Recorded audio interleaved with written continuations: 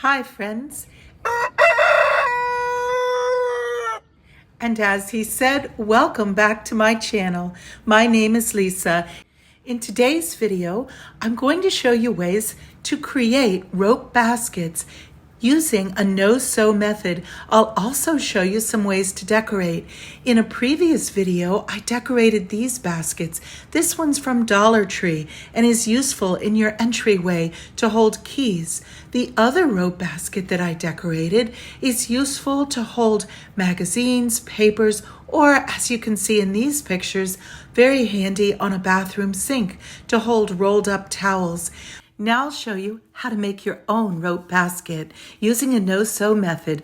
Purchase 2 of these packages of white cotton rope from the floral section at Dollar Tree. Here you see I'm just removing the tags and the little joining plastic band.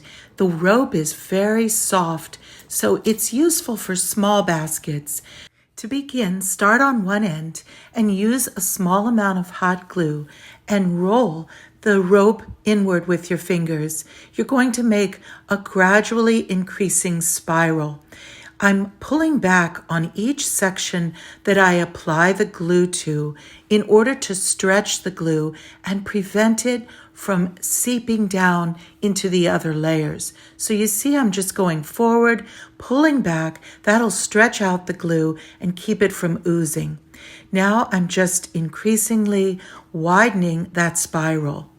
The process goes much faster the wider the spiral becomes. So you see initially you're just making small rounds with your rope, but as it gets wider, you'll find that it goes much faster. So you can see as the spiral is growing, I'm continuing that same technique of applying the hot glue and then pulling back, and you see how the glue is stretching, and then putting it back into position, being very careful how you position the rope so it's even and smooth, and let it dry between sections before you proceed.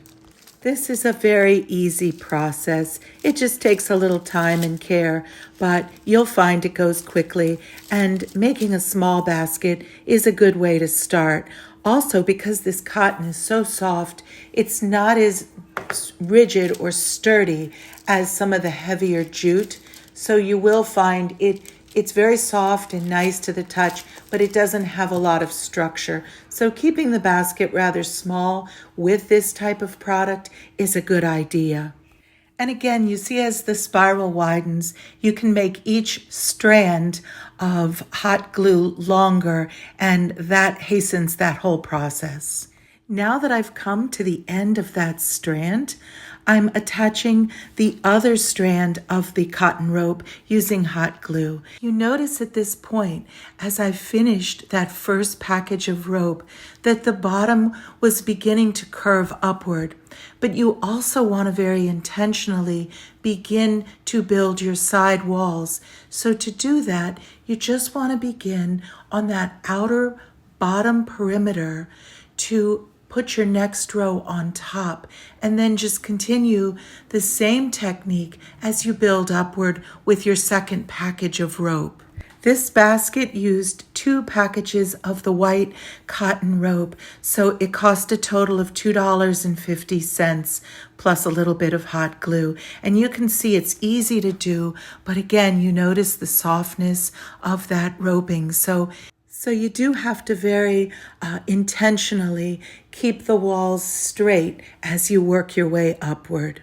The finished basket is very sweet, and I'm now trying to decide how to decorate it. Using a napkin and Mod Podge, we'll put a pretty design that will look almost painted.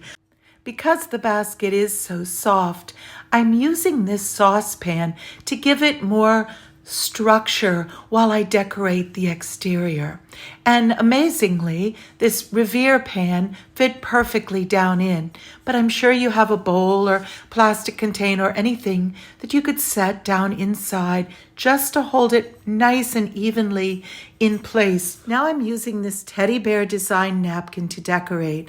And to do that, I'm going to use my water pen, which you can purchase at Dollar Tree, to outline the portion of the design that I want to use on the front of the basket. That will create a nice deckled or feathered edge to blend in nicely with the weave. You can see that the waterline weakens that portion of the napkin, so it makes it very easy to tear. Now, before I tear it, I'm putting some Mod Podge between my index and thumb, and that will allow me to separate the two plies of the napkin. You only want to use the surface layer of the design. In this case, it was a 2-ply napkin, so I just needed to remove that back ply. And now you can see that I'm just making that tear along the waterline. And as I do, you can see how it leaves that nice deckled, feathered edge that will work nicely. Using a small paintbrush, I'm now going to apply fabric Mod Podge to the area of the rope where I want my design to lay. Lay the napkin in place and then gently smooth it with your fingertips so that it works down into the weave and the contours of that basket. Then take a plastic bag and overlay the bag and use a tissue to just, again, smooth it out. This technique enables you to smooth out the wrinkles and get the napkin down into the contours of the weave without tearing your image. Now, as you can see, the result is a charming, sweet little basket decorated with a teddy bear on the front. I'm fashioning some handles from a third package of the white cotton rope. They're so easy to do. Just cut a few inches length, even on both sides, and you'll just want to create those loops and hot glue them to the interior of the basket. They're not really for functional use, just more of a decorative accent. And now you're ready to use your basket for anything you choose. Now on this basket, I decided to use my pouncer brush and pounce in a little bit of a soft brown paint. I added also 2 additional bears. See how charming it looks, holding some rolled fabric napkins, and I think it looks great whether the basket is undecorated or decorated. I think you'll enjoy making this. Once you learn the basic technique, you can decorate it any way that you like and use it in so many different ways.